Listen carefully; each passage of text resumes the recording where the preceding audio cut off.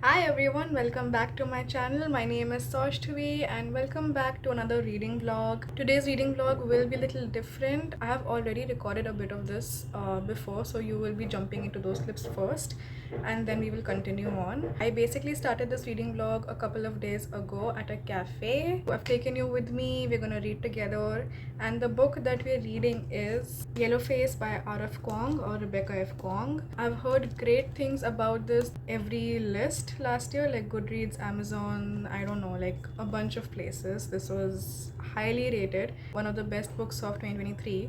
So I've been curious about it ever since. I hauled this in a book haul earlier, so you must have seen it over there. If not, I'll link it below. But yeah, ever since I got the book, I've been wanting to read it, and I finally found the time to actually read this. I've been reading this. This is how much I've gotten into the book. So yeah, I've been reading this. I've gotten about over 100 pages into the book, and I'm really enjoying it so far. Everything in this vlog will be spoiler free, so do not worry about that. I just thought you could join me while I read this and that we could just have some fun, read together, get some good vibes in. For now, let's jump into the part where I read this at the cafe, and I'll see you. I just realized I never actually gave you a summary of what happens in the book. So the book is basically about this author. She's friends with another author, but that author passes away, and she's a highly acclaimed author. All her works are always bestsellers. Meanwhile, the author that we're following, the narrator that we're following, her books aren't as much of a success. So when her author friend passes away, she finds the manuscript of the book that she was writing, steals that manuscript, and decides to publish it as her own. And we're following the process of that and probably the repercussions of that. I don't know, we'll see, but that's the plot of the book.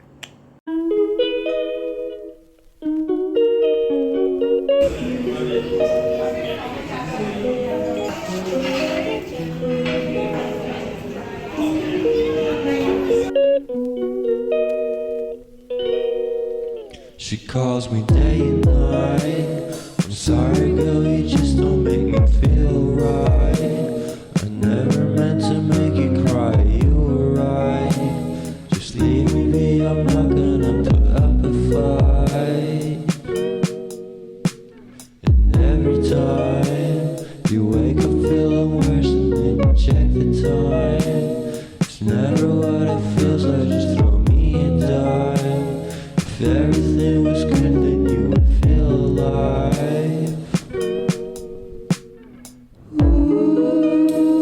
If everything was good then you would feel alive.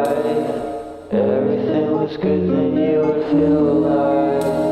If everything was good then you would feel alive.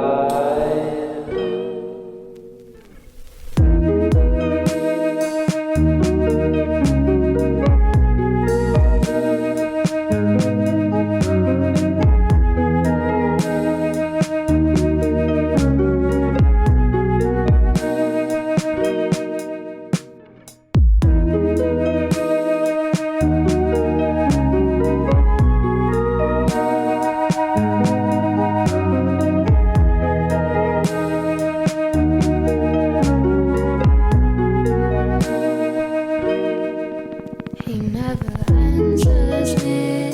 When I call, he makes me feel so lonely. Didn't think you'd give up so easily. Yesterday and left, it feels so. I had a lot of thoughts initially, and I took some time to process them. The book had been really intriguing so far, as expected and as hoped. The main character of the story is the narrator of the book and is speaking directly to you, and she's really good at convincing you and trying to convince you that what she's doing is okay, but you read between the lines and you know that everything she's doing is very unhinged.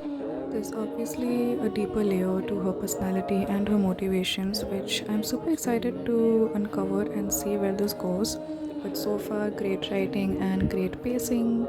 So let's read on and see where this goes.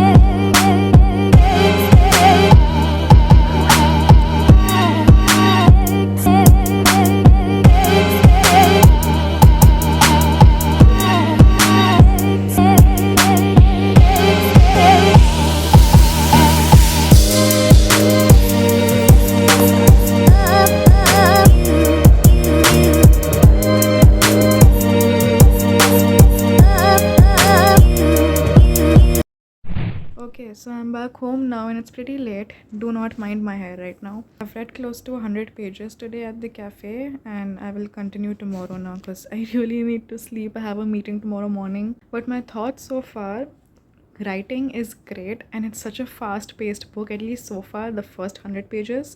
Super fast-paced, so I love that, honestly. The narrator is borderline a character that you just don't like, okay? It's an unlikable narrator in the story. So everything that the narrator is telling you, you can't take at face value. You have to read between the lines and like you have to subliminally not just understand why the narrator is wrong. Like I'm reading between the lines and I'm understanding where the author is coming from. Psychologically, what could they be like going through in their head? It's very interesting. There's a whole conversation here about racism in the publishing industry and also representation in the publishing industry. We've also touched up a little bit on performative advocacy. There's a lot going on so far. Very interesting. Some parts did infuriate me. Some parts were truly just infuriating me. And I think there's a very interesting conversation here that's being woven that I think will be taken forward ahead in the book as well about passive racism. You know, it's not active, it's not in your face, but it's passive, and it's how people of a certain race who are not a minority race might view themselves as not racist but still partake in a racist ideology and racist behavior because they're also just so conditioned that way. And yeah, there's a very interesting conversation building in my head regarding this book so far. And there's also a very interesting plot twist that has happened. Yeah, I'm just excited to see where this book goes. If I have more thoughts, I'll probably share them tomorrow. Right now, I'm not able to put into words very eloquently either what I'm exactly feeling because I'm just so tired. We will pick this up tomorrow. Hi. Okay, it's been a hot second since I last read. To tell you all, the cafe bit of this vlog happened at the beginning of May and currently it is 25th May. And I haven't read a single page. I haven't read anything. Not a single book, not a page of Yellowface, nothing. I fell into the worst slump possible. I don't really know what happened. It's just been so hot. I haven't been in the mood to read, and additionally, I kind of started hyperfixating on Outer Banks. It happens every few months. I fixate on something or the other and it just consumes me, and I've been hyperfixating on Outer Banks. Like I've been rewatching and I've been watching edits, and every morning when I wake up and at night when I'm sleeping, I'm just checking, like they're filming right now, so I'm checking if people have some behind the scenes. Like it's insane how much I'm hyperfixating on that. I don't know, things have been weird lately. Haven't been in the mood, but I still keep thinking about the book all the time, and I still keep thinking about the books I want to read. It's weird. I want to read it, I keep thinking of them, but I'm just not able to get myself to pick up the book and read it. But today I finally read a few pages. Today was the day where I was like, I feel good. I got a few books recently. I went out, I had a good day. I'm wearing like this really nice outfit, just in a good place, and I thought, let's pick up the book. So I read a little bit more. I'm gonna see how the night goes. We'll see. So I've picked up the book again, and so far I hope it's going good. Also, I'm wearing blue mascara. I don't know if you can tell, but feels great. Y'all are not gonna believe this. I actually read about 15 pages, which is a lot. It's a lot for me for this month because I have read nothing. But the book is super interesting. It's also very easy to flow through. I hope to get a little more into it tonight, hopefully. We've reached the point where some blowback is happening to our narrator for the choices she's made, which obviously were to come. There is so much nuanced conversation happening around racism, and not just racism but also racism in today's time in the internet culture. And there's also in the last few pages a conversation happening around cancel culture and trolling on Twitter. It's a lot.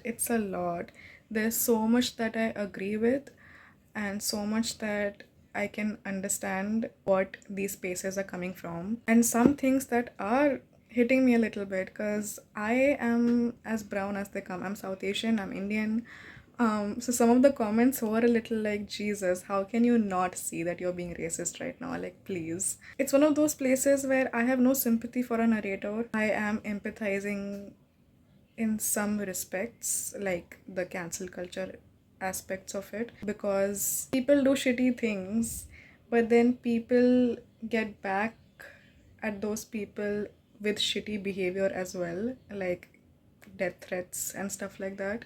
And that can be hard. But people also find it hard to find other ways to reprimand the people with shitty things who are doing shitty things. I don't know. It's a very weird space I am personally feeling like I am in this book right now. I think the biggest question I have is whether the narrator actually learns something, whether there actually is a switch in her mindset that comes about. Does she stay winning like most white authors end up, or does she actually suffer consequences? Those are the things where my mind is at. So we'll see how that pans out. Let's see. So we are over halfway through the book and we have just been introduced to a new character.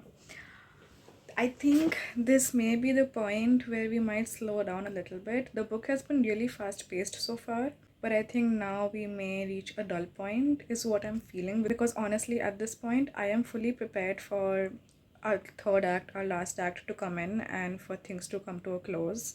But we just got introduced to a new character who might become a main player in the story.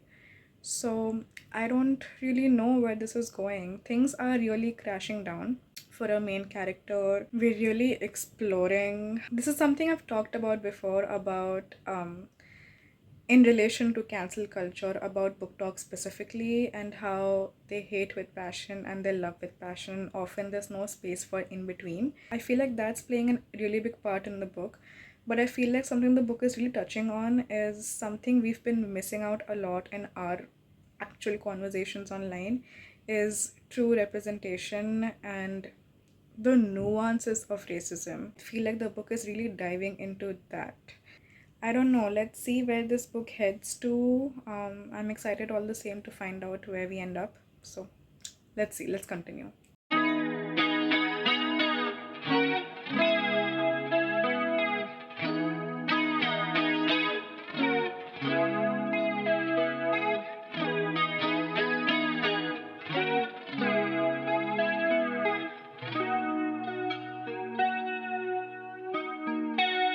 Dance now if you want me. Let's start.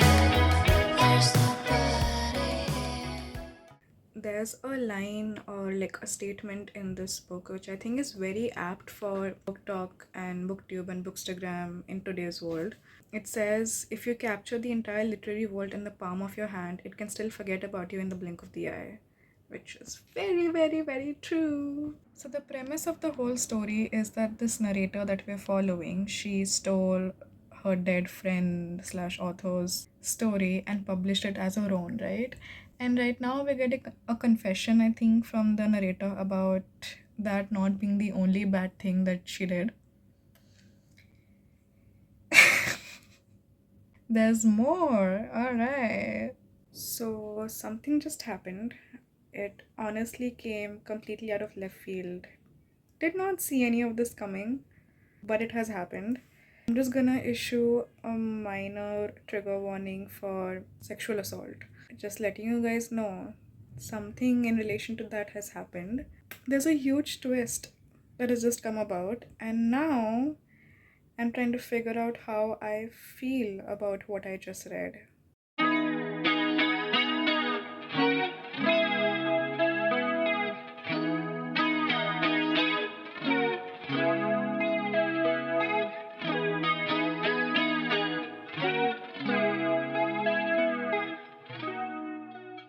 So, our narrator is currently at a Chinese restaurant, and she's infuriating me. Like, this has been happening a lot throughout the book. She'll just. She's telling herself, don't look at this through the wide gaze, and yet every single sentence is spewing out of her mouth, or like in her mind, is through the wide gaze. A little problematic and racist.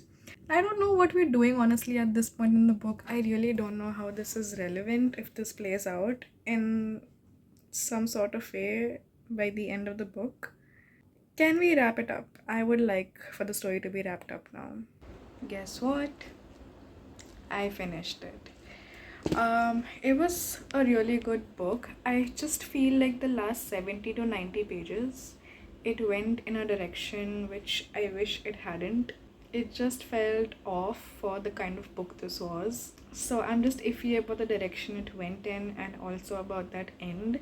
Especially because the last bit just really felt more like I was reading about YouTuber beef in book form.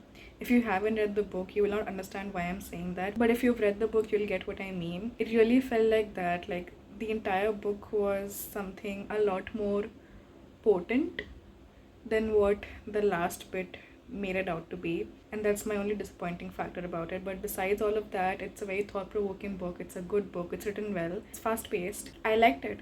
I really liked it. I had high hopes for this and they were met. It's a really good book. I just wish the last bit was done better. But it is what it is. All the topics I've mentioned have been touched on really well and from all sorts of directions. And there's a sense of grayness to every character that we're meeting in this book, which has been explored really well. So, yeah, I would highly recommend Yellowface. Okay, it's the next day, and I've been thinking a lot about the book, and there's a couple more things that I wanted to mention. First of all, I also didn't touch on the fact that a part of the book also explored internet fame and sort of like the idea of how fleeting it is and how addicting it can become. And also I feel like there were some things that were prompted about like Athena, who's the author friend who died.